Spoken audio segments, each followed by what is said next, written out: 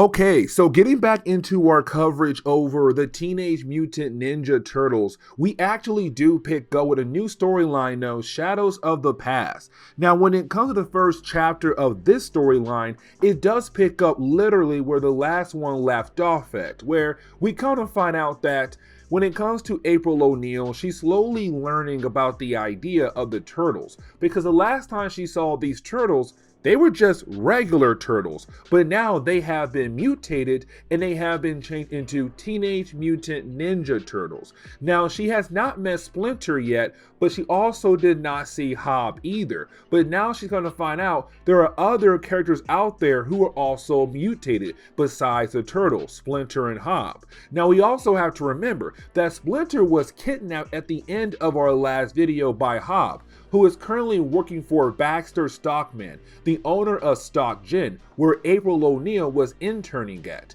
Either way, when it comes to our turtles, they're trying to find different ways on how they're going to find their father, Splinter, because he was kidnapped. Now, when it comes to our heroes, they do realize they actually do have a way if they're going to try to find Splinter, and that would be one of the Mousers that was given to Hob by Baxter to use as a way to hunt down Splinter. If Donatello is able to kind of hack into the Mouser, it might be able to help him find a location of where they've taken Splinter to. Now, there is one character I do want to talk about real quickly, and that will be Chet Allen. When it comes to Chet Allen, he was actually a character we saw in the first volume, but at first it seemed like he was a nobody. But later on, you're going to see that he actually is a somebody and does play a major role when it comes to the rest of the universe of the Teenage Mutant Ninja Turtles by IDW. Either way, he's with Hob right now, as of course they're watching over Splinter until Krang and also Baxter arrives at their location.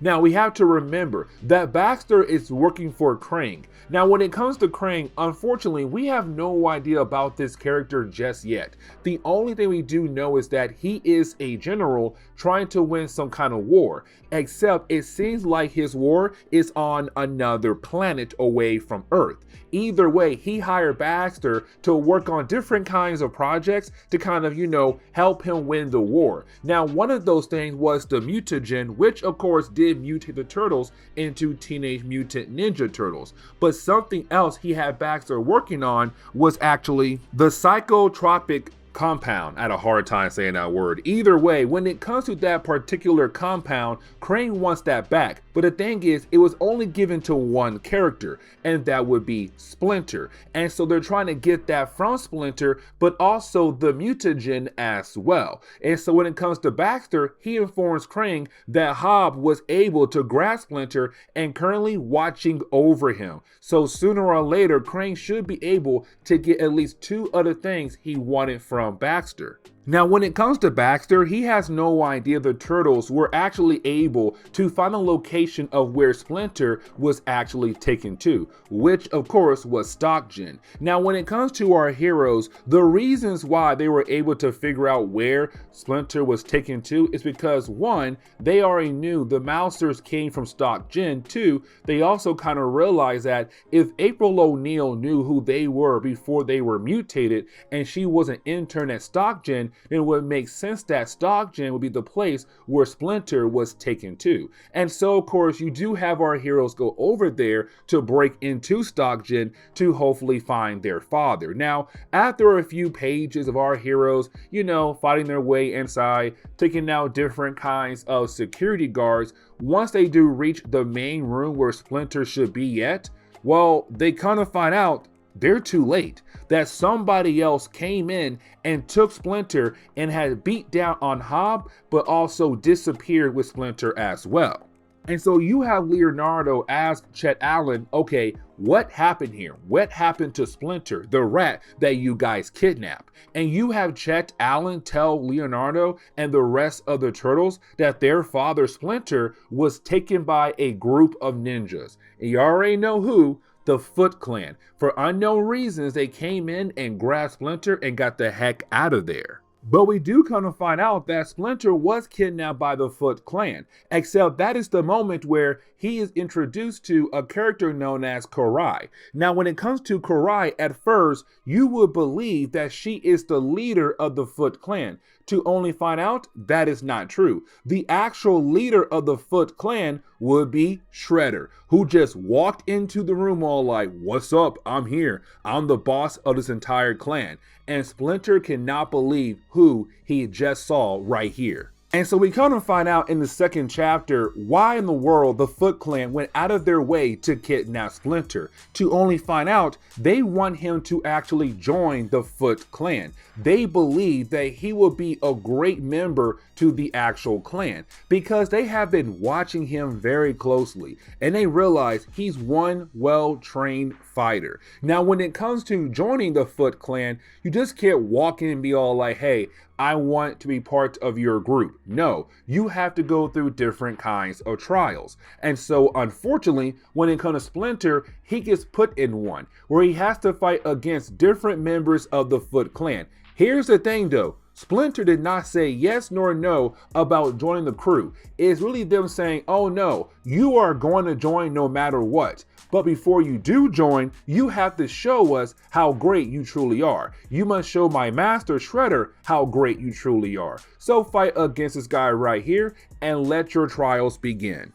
Now we do jump back over to the Turtles. Now when we do, it's really more of the Turtles wondering what can they do next to find their father, because they have no idea where to look next for their father. Now when it comes to Leonardo, he truly does believe that their father was kidnapped by the Foot Clan. Now here's the thing, because when it comes to Leonardo and the rest of the Turtles, they have met different members of the Foot Clan. Unfortunately though, those different members did not flat out tell our heroes they were part of the Foot Clan. It was Splinter who believes that they were part of the Foot Clan. But the reason why he believed that, because he believes in the idea of reincarnation. He believes that him and the Turtles used to have past lives in old Japan, and they were brought back to life as turtles in a rat. Now, when it comes to Donatello, he does not believe that at all, because no science out there had actually proved that is actually possible, the idea of reincarnation.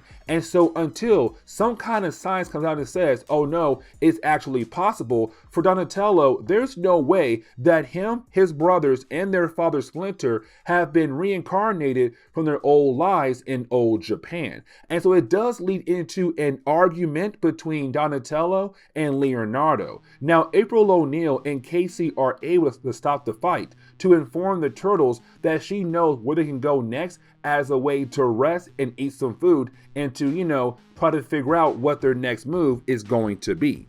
Now, real quickly, we do jump back over to Splinter, who's currently going through one of the many trials that the Foot Clan is trying to give him. Now, when it comes to Splinter, because he's such well-trained, he is actually able to defeat his opponent very easily.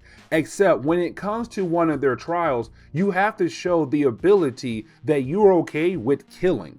Now, of course, when it comes to Splinter, he is not okay with that idea at all. But again, he has to show that he is okay if he wants to pass a trial. We already know that Splinter is not going to kill some guy just to prove that he is some great warrior. Now, when it comes to Baxter and also Krang, when they do arrive at Stock Gym hoping to find Splinter with Hob, well, they don't find him. They find Hob, but don't find Splinter. And they're wondering what in the world happened here. Now, when it comes to Hob, unfortunately, he cannot tell them anything at all because he was knocked out. But the person who did see everything was Chet Allen. Except when it comes to Chet, he's not there. He's right now hiding somewhere else, making a phone call to somebody else to inform somebody the rat has been taken by the Foot Clan.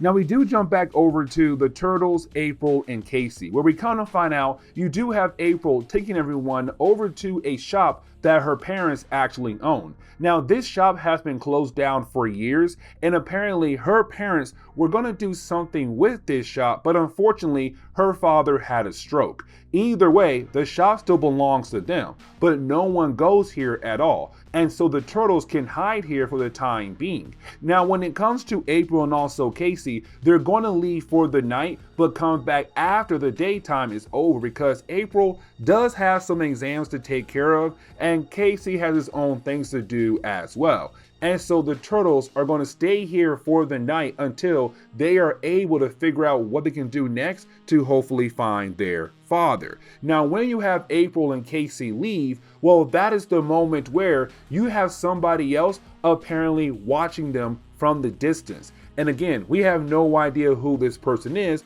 but apparently they are closely watching their new neighbors. But getting back over to Splinter, well, you did have Splinter tell us, the readers, that he is not going to kill anybody at all as a way to show that he is some kind of great warrior. There's no honor in that way. Now, when it comes to Splinter, though, when he begins to talk to Shredder, he begins to realize who that person truly is. And we kind of find out it is Oroku Saki. Now, when it comes to that name right there, that was the person who killed off Hamato Yoshi in a story that Splinter told us in the past. Because remember, Splinter believes that he is actually Hamato Yoshi, this great warrior from the old Japan days who has been reincarnated into the present day. And the thing was, he was killed off in his past life by one of his great rivals, and that was Oroku Saki. But apparently Shredder is also Oroku Saki. And the question is right now, if Shredder is Oroku Saki, how in the world is he still alive today, in the present day? He should be long gone and dead. And that right there is very confusing. Now, when it comes to the final chapter for today's video, it is actually a one-shot that was made really just for Splinter alone, to kind of get a better understanding of the character. Now, when I say that, I really mean more of his past life, not his current life. And so we do learn a tad bit more about him being Hamato Yoshi in old Japan time. Now, with that being said, when it comes to Hamato Yoshi, we do pick up with the character when he's still in training to join the Foot Clan. Now, we come to find out that, well, Hamato had a temper on him. And so he always got in a fight with other people who were also in training as well. Now, when it came to his master, he realized that Hamato Yoshi was very talented, but the problem was he had no idea how to control his rage.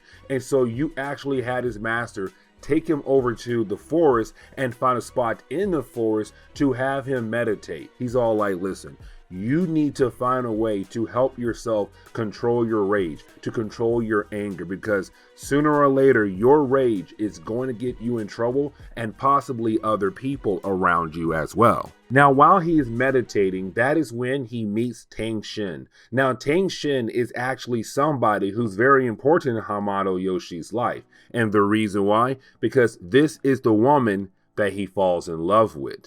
This is the woman that he ends up marrying. This is the woman who gives birth to his 4 sons. And so, of course, he's kind of like, okay, you know what? At first, I was mad that she surprised me, but once I saw her, I instantly fell in love with her. And so because of that, you have the two characters begin to build a bond. But the thing is, with her being around, it kind of help control his rage, take out the fire out of his heart. And so now he was more in control of his emotions. And matter of fact, when he came to his master realized that. And so when it came time for Hamato Yoshi to go on his first mission, well, his sensei even said, like, I realized that you have completely changed, and not in a bad way, but actually in a good way. It does seem like you were able to control your emotions. Now, while he is saying that to Hamato, we kind of find out somebody was technically jealous of Hamato, and that would be Oroku Saki. Now remember, Oroku Saki becomes Shredder in the present day, but apparently even in the past, he was very jealous of Hamato Yoshi. But when it came to Sensei, he was all like, listen, I'm just telling Hamato how great he has become over time. Either way, you do have the sensei give both Oroku and also Hamato their first mission to go after a warlord. Now, when it came to their sensei, he had a plan for them to follow. They were supposed to stick together as they take out the target. Here's the thing though, because when it came to Oroku, he did not want to follow that plan at all. Matter of fact, he wanted to split up. He wanted to go out his way, supposedly, and distract the guards, which would give Hamato Yoshi enough time to sneak in and take out their target. Now, when it came to Hamato, he knew that this was not the plan that their sensei had given them. They had a different plan to follow, but Oroku wanted to do things differently. Now, you could say right here that it was Oroku trying to get rid of Hamato because he was very jealous of him. But of course, we don't have really hard evidence right now. Either way, you do have the two ninjas go with the plan of Oroku. The problem is, when it came to Hamato, when he does confront their actual target, their target had extra men with him as well. But on top of that, their target was a well-trained fighter. And so even though Hamato was able to take out the target, he got badly injured. Now, when he does get back home to his wife, she realized that her husband is badly injured. Now, this is the moment where she does inform him that, hey, I'm pregnant with our first child. Now, we already know that he will survive because, hey, they end up having 4 boys. But the point is that he realized that when it comes to being part of the Foot Clan, but also trying to be a father, he might have to step away from the clan or possibly take up a different role when it comes to being part of the clan to make sure that 1, he does survive, but 2, being there for his sons. Now, when it came to Hamato Yoshi, he did stay with the Foot Clan. And we already know the only reason why he left because of Oroku Saki. Because once he was able to take over the Foot Clan, he began to do a lot of evil things that Hamato Yoshi did not like. And so he had to step away. And we already know what the outcome of that was. Of course, when it came to Oroku, he basically went out and tried to find Hamato for years, killed off Hamato, but also killed off his 4 sons as well. But now they all have came back to life with a new life as rats and 4 turtles.